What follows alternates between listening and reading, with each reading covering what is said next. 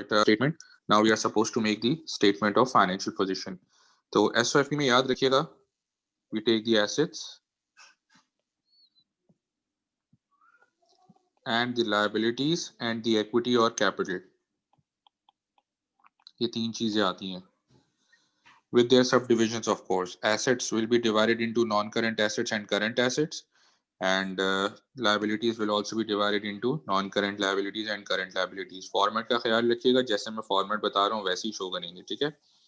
All right, सो सबसे पहले हमने ऊपर तरीके से हेडिंग डाली, are is statement of financial position. Balance sheet नहीं बोलेंगे, that is an old term, ठीक है? एज एट मार्च 31 2009, जो भी आपके ईयर एंड की डेट है वो डालेंगे आप, ठीक है? तो सबसे पहले आपने नॉन करंट एसेट शो करने हैं, और बिल्कुल वैसे ही नॉन करंट एसेट शो करने हैं जिस तरह हमने डेप्रिसिएशन के चैप्टर में सीखा है. First of all we take the cost, then the accumulated depreciation, फिर उसमें से माइनस होगा तो नेट बुक वैल्यू निकाल लेंगे. सो वैन एंड फिक्सचर्स की हमारे पास कॉस्ट हमें ऑलरेडी गिवन थी.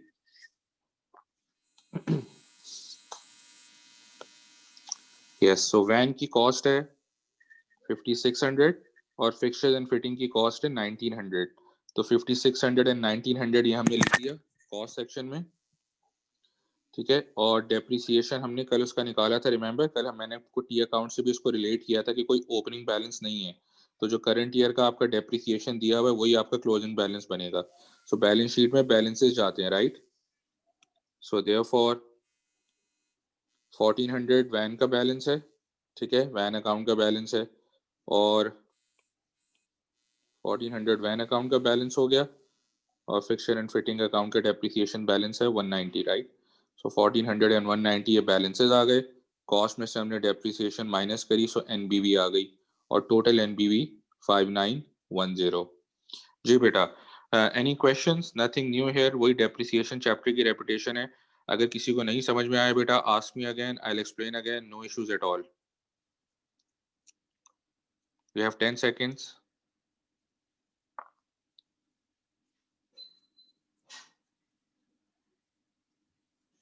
ऑल गुड, ठीक है बेटा.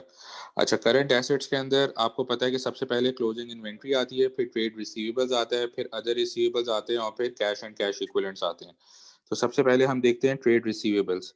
सो ट्रेड रिसीवेबल की वैल्यू जो हमें दी हुई थी वो दी हुई थी 12418, ठीक है? ये रही 12418 की वैल्यू हमें दी हुई है ट्रेड रिसीवेबल्स की, और उसमें से हमने डाउटफुल डेट माइनस कर दिया, ठीक है? क्लोजिंग इन्वेंट्री हमें दी हुई है 6805, ये हमने एज इट इज रिकॉर्ड कर ली.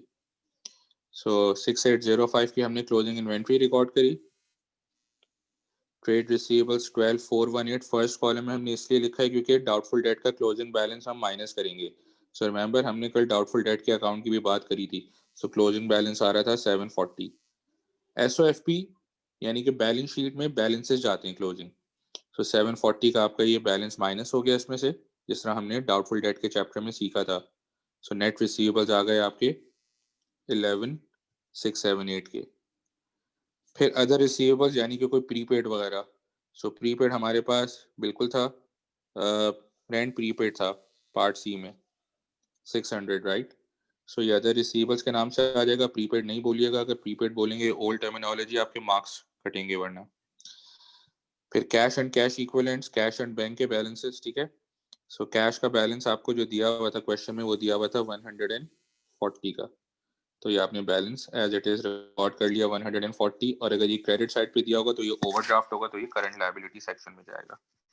तो बेटा ये हो गए आपके करंट एसेट्स, इसका टोटल आ रहा है 19223.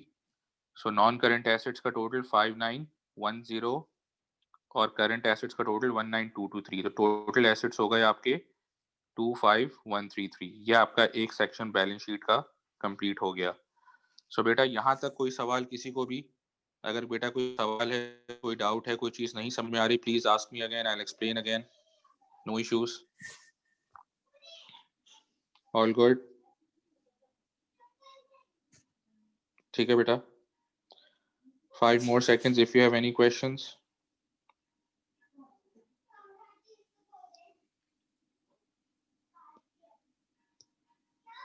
All right, so let's move on. फिर ये एसेट साइड जब आपकी कंप्लीट हो गई बेटा, तो इक्विटी एंड लायबिलिटी साइड आपकी आनी चाहिए.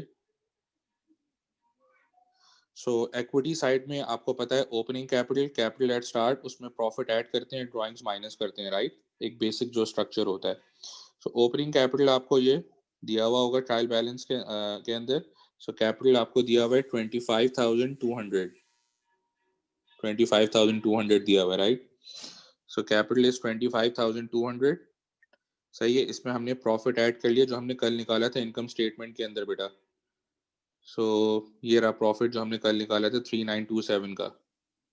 तो ये प्रॉफिट ऐड हो जाएगा और ड्राइंग्स माइनस हो जाएंगी, क्योंकि प्रॉफिट ओनर की इक्विटी बढ़ाता है, right? All the profit belongs to the owner of the business. So opening capital में हमने प्रॉफिट ऐड किया और ड्राइंग्स हम माइनस कर देंगे, because this is what the owner has withdrawn from the business for his own personal use. तो drawings की value अगर गिवन होगी तो ट्रायल बैलेंस में होगी। तो ड्राइंग्स आपको ये देखिए दिया हुआ है 21,400 की ड्राइंग्स, ठीक है? 21,400 की ड्राइंग्स दी हुई है आपको। ये ओनर ने पर्सनल यूज के लिए निकाल लिए पैसे, तो माइनस 21,400 हो गया। तो कैपिटल एट एंड बचा आपके पास 7727। ये साल के एंड में इतना कैपिटल मौजूद था, राइट? इसके बाद बेटा आपने नॉन करंट लायबिलिटी पहले दिखानी होगी, जिसमें लोन आता ही मैंने शो तो कर दिया है, लेकिन इस सवाल में लोन कहीं दिया हुआ नहीं था। लेकिन शुरू में आप प्रैक्टिस करने के लिए आप जरूर ये मेंशन करके डैश लगा दें, ताकि आपको याद रहे कि लोन को आपने शो कहाँ करना है। वरना फिर ऐसा ना हो कि स्पेशली जो साइंस स्टूडेंट है उनकी प्रैक्टिस नहीं हो पाएगी। लेकिन एक्चुअल पेपर में अगर लोन नहीं दिया हुआ तो ये चीज़ आप बिल्कुल टोटली ऑल टुगेदर ओमिट कर सकते हैं, बिल्कुल। ठीक है बेटा?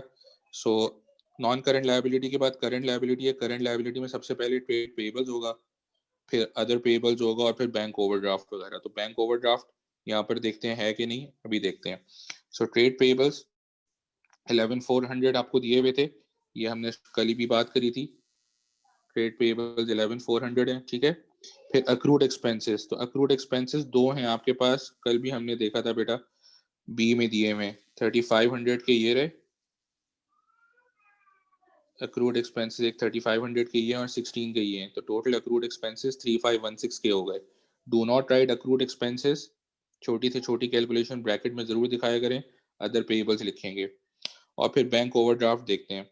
तो अब बैंक की वैल्यू अगर आप देखें तो यहाँ पर उसकी मेहरबानी की मेंशन कर दिया बैंक ओवरड्राफ्ट, लेकिन अगर क्रेडिट बैलेंस होगा तो आपने एज इट इज खुद ही समझ लेना है कि क्रेडिट बैलेंस का मतलब ओवरड्राफ्ट है। बैंक रिकंसिलिएशन में उसमें डिटेल में बात हो चुकी है।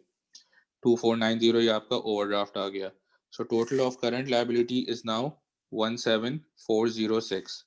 सो इक्विटी में नॉन करंट और करंट लायबिलिटी ऐड करेंगे, सो टोटल आ जाएगा इक्विटी एंड लायबिलिटीज का बेटा। तो अब आप ये देख सकते हैं कि इक्विटी एंड लायबिलिटीज का टोटल और एसेट्स का टोटल इक्वल होना चाहिए। अगर ये इक्वल नहीं है इसका मतलब है आपने कुछ ना कुछ गड़बड़ करी है। तो यहाँ पर ये इक्वल होना चाहिए, यानी कि बैलेंस शीट को बैलेंस होना चाहिए हमेशा बेटा। तो इसका बेटा स्क्रीनशॉट ले लीजिए पहले, तो फिर अगर आपकी कोई क्वेरी है तो मैं पहले वो लेता हूँ क्वेरी आपकी। 5 4 3 2 1। ओके, और ये दूसरा सेक्शन की लीजिए screenshot.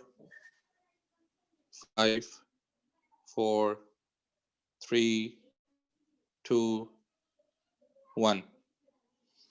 All right, beta, any queries you have? Do you have any queries? Any questions at all? All good?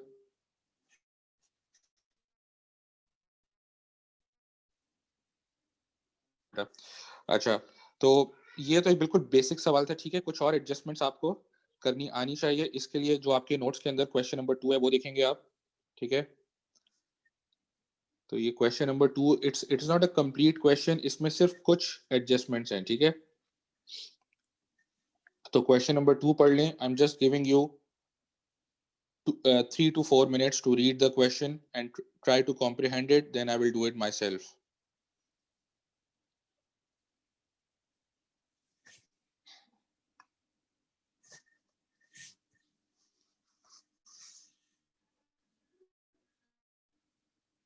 जिनके पास notes नहीं है for any reason, take the screenshot, but I hope by now everyone would be having their notes.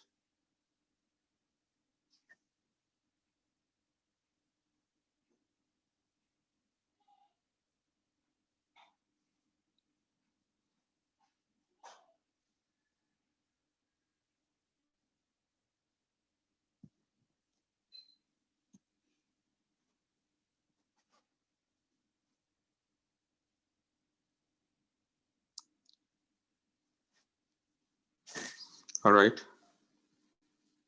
Okay. So I'm stopping the screen sharing. Give it 3 to 4 minutes, 5 minutes. फिर मैं खुद ही इसको करवाऊंगा, ठीक है? मैं सारा खुद करवाऊंगा आपको.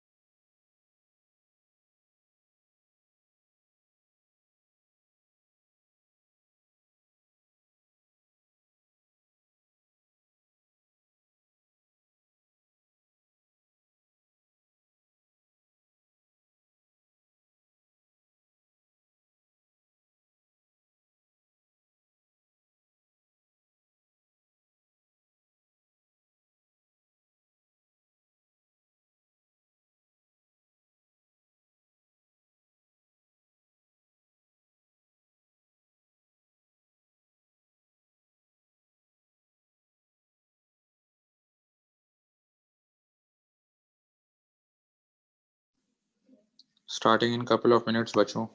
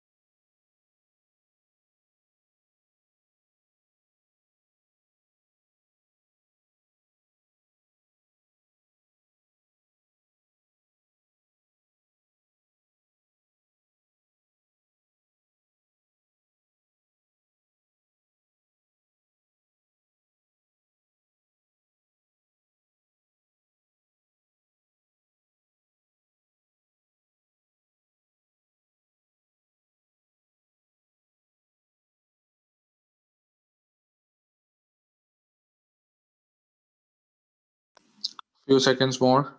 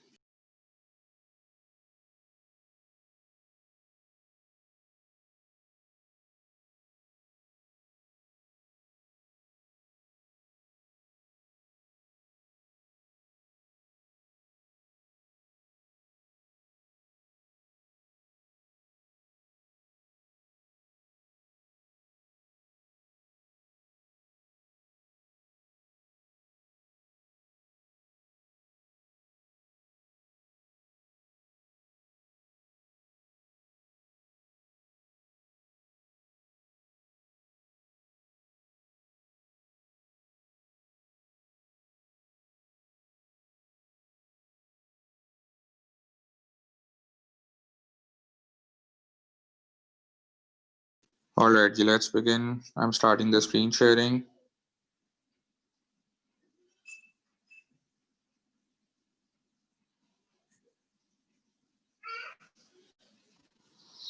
All right. ओके बेटा, सो याद रखिएगा बेटा, जो बैड डेट्स ट्रायल बैलेंस में आ गए हैं ना, ये ऑलरेडी एडजस्टेड है। क्योंकि देखो, बैड डेट ट्रायल बैलेंस का मतलब क्या है कि डबल एंट्री हो चुकी है। ट्रायल बैलेंस में बैलेंसेस आते हैं ना टी अकाउंट्स के, तो इसका मतलब है ये टी अकाउंट में एडजस्ट हो चुका है, इसकी डबल एंट्री हो चुकी है, तो ये एडजस्टेड है। और जो बैड डेट्स नीचे एडिशनल इन्फो में आए हुए होंगे, नोट्स में आए हुए होंगे, ये नॉन एडजस्टेड होंगे, इसकी अभी एडजस्टमेंट होना बाकी होगी। और यही चीज आपको इसकी जो है इंग्लिश से भी पता चल रही होगी, word to be written off, अभी ये करना है आपने काम, ठीक है। सो बैड डेट्स की अब आप एंट्री करेंगे, सो बैड डेट्स हो जाएंगे डेबिट,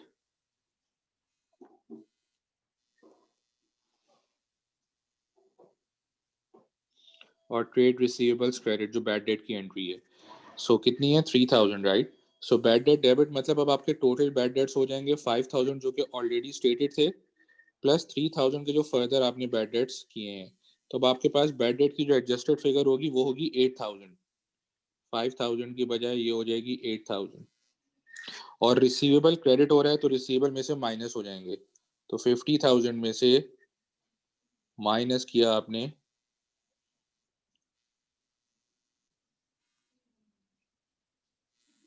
50,000 में से माइनस किया आपने 3000, तो ये 47,000 के आपके एडजस्टेड रिसीवेबल्स हो गए। तो याद रखिएगा, जो बैड डेट्स ऑलरेडी स्टेटेड हैं वो ऑलरेडी जो है आपके पास जो ट्रायल बैलेंस में स्टेटेड है वो एडजस्ट हो चुके हैं, उसको आपने एडजस्ट नहीं करना है, तभी उसकी एंट्री हो गई, तभी वो ट्रायल बैलेंस में आ रहा है। और जो ट्रायल बैलेंस में नहीं आ रहे, जो नीचे अलग से दिए हुए हैं, उसको आपने एडजस्ट करना है, तो उसकी आपने एंट्री खुद से करनी होगी आपको, ठीक है जी बेटा। यहाँ तक कोई क्वेश्चन बेटा बिफोर आई मूव ऑन? अगर किसी को नहीं समझ में आया, please ask me again and I will explain again.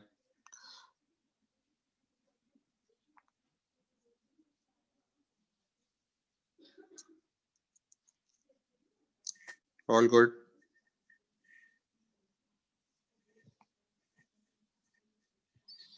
ठीक हो गया।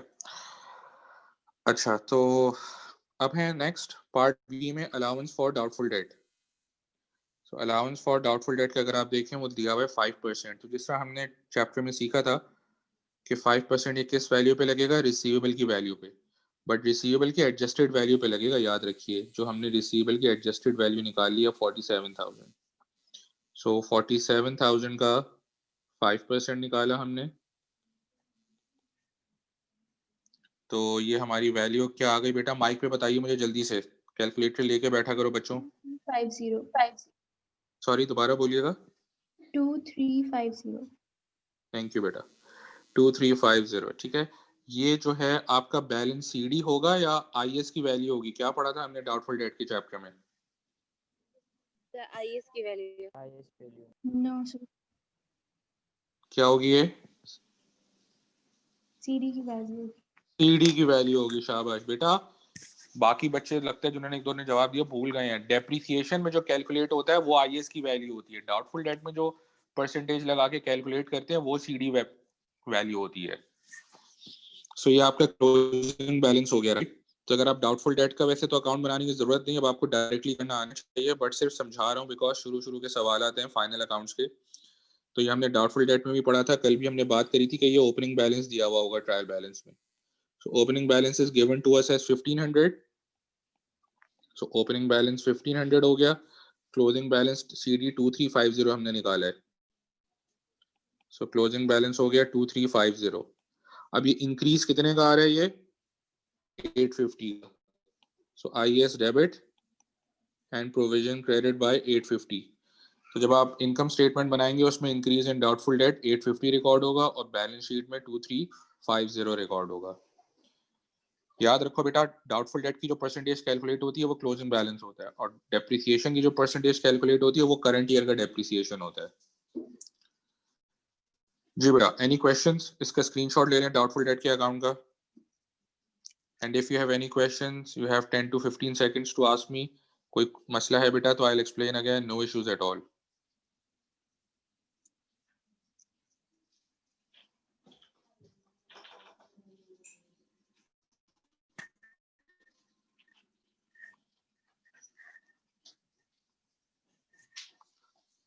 ऑलराइट, ठीक है।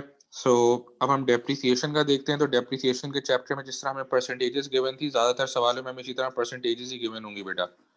सो वी कैन सी कि हमें परसेंटेजेस क्या क्या गिवन है। वैन की गिवन है 10% SLM। SLM straight line method, तो ये कॉस्ट पे लग जाएगा। तो वैन की कॉस्ट आपको ये क्वेश्चन में जो गिवन थी वो गिवन थी 100,000। तो 10% 100,000 का लगेगा 10,000। तो ये जी शाबाश 10,000 वैल्यू आ जाएगी ये, ठीक है। अब रिमेंबर कि ये जो है, अब बताइए ये IAS की वैल्यू है या CD वैल्यू है? क्विकली माइक पे। IS IAS की वैल्यू। शाबाश, ये है IAS की वैल्यू, ये चली जाएगी इनकम स्टेटमेंट में, राइट। तो अगर आप इसका टी अकाउंट बनाएं डेप्रिसिएशन का, तो opening balance for depreciation van का दिया हुआ है आपको 20,000। अकाउंट बनाने की जरूरत नहीं, आपको डायरेक्ट करना आना चाहिए। तो 20,000 में आपका अभी तक का डेप्रिसिएशन था, इस साल का आपका डेप्रिसिएशन है 8,000, सॉरी 10,000। तो IAS की वैल्यू आ गई है 10,000 की।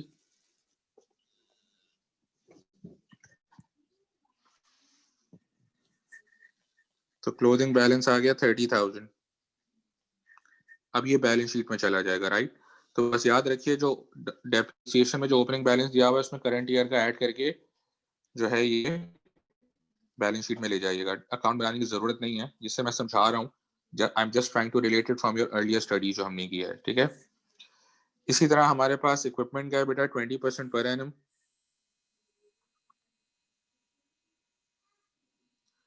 सो 20% पर एनम है इक्विपमेंट का।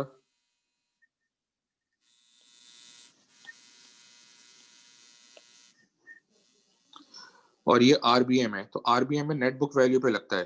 सो नेट बुक वैल्यू का फॉर्मूला होता है कॉस्ट माइनस डेप्रिसिएशन।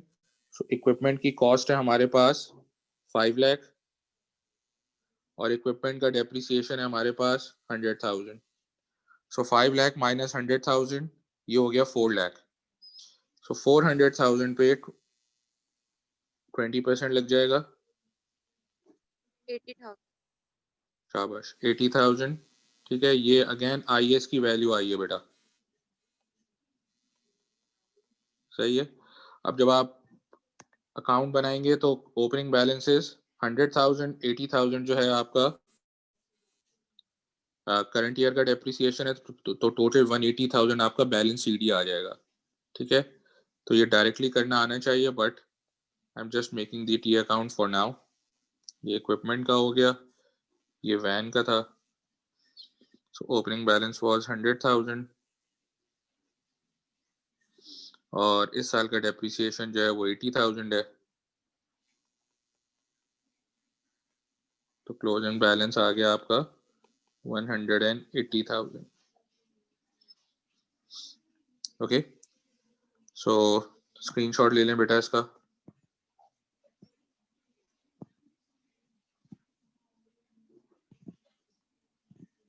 अच्छा एक चीज और बेटा, इसके अंदर जिस तरह एडिशनल नोट्स के अंदर कोई इंटरेस्ट और लोन के बारे में बात नहीं कर रहा, तो इंटरेस्ट और लोन आप खुद निकालना सीखेंगे, बहुत आसान सी बात है। लोन के साथ आप देखिए एक परसेंटेज दी हुई है, ये इसका पर एनम इंटरेस्ट होता है। तो लोन की अमाउंट अगर 200,000 है, सो इंटरेस्ट यहाँ कह रहा हूँ मैं ऊपर, interest on loan will be 200,000 का 8%। 16,000। शाबाश 16,000, ये आपके पास पूरे साल का हो गया, क्योंकि ये परसेंटेज जो होती है पर एनम होती है। तो 16,000 आपके पास पूरे साल का इंटरेस्ट हो गया, ठीक है। ये आपका चला जाएगा IAS के अंदर। अब ट्रायल बैलेंस में कल भी हमने बात करी थी, जो एक्सपेंसेस होते हैं ना वो पेड होते हैं। तो अगर आपने 6,000 पे कर दिया 16,000 में से, तो कितना बाकी हुआ बेटा? 10,000। 10,000। तो ये आपका अक्रूड एक्सपेंस हुआ, ये आपका फर्दर पेएबल है जो भी आपने पे नहीं किया। सो पेएबल जो हो गया आपका जो आपका अदर पेएबल का एसओएफपी में चला जाएगा करंट लायबिलिटी में।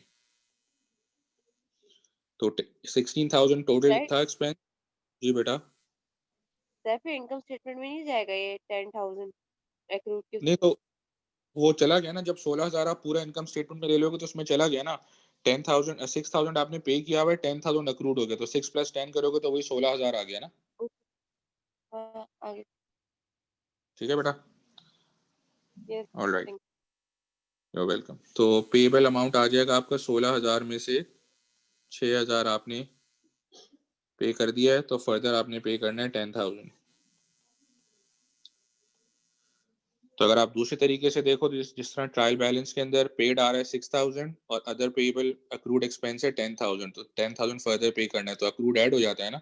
तो 6 + 10 वही हो गया 16। तो 6 + 10 वही हो गया 16।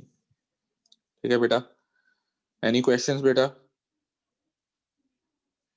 किसी को कोई डाउट, कोई मसला तो दोबारा पूछ लें। I will explain again. 5 4 3 2 1। Screenshot ले लो बेटा इसका, 10 सेकंड्स दे रहा हूँ। Take the screenshot.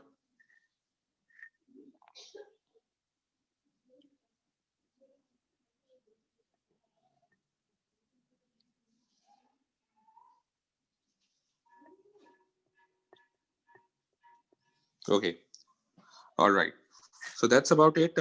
फिर जो है अब आपने करना क्या है कि जो आपके फर्दर क्वेश्चन हैं वो मैं आपको जो है व्हाट्सएप के ऊपर सेंड कर रहा हूँ। अभी आप जो है करेंगे वो सवाल, आपके साथ में मौजूद हूँ। गुड, आपके साथ में मौजूद हूँ बेटा। स्क्रीन शेयरिंग मैंने रोक दिया। व्हाट्सएप पे मैं आपको क्वेश्चन सेंड कर रहा हूँ, या आपने अभी से शुरू कर देने हैं। ठीक है, we have about 1.5 hour left. अगर आप लोग अभी लीव करेंगे मैं एब्सेंट लगवा दूंगा, मैं आपकी प्रेजेंट मार्क नहीं होगी बेटा। ठीक है, तो अभी आपने क्वेश्चंस करने हैं, जो मसला होगा वो आप मुझसे पूछते रहेंगे। ठीक है, so I am sending you the question on WhatsApp.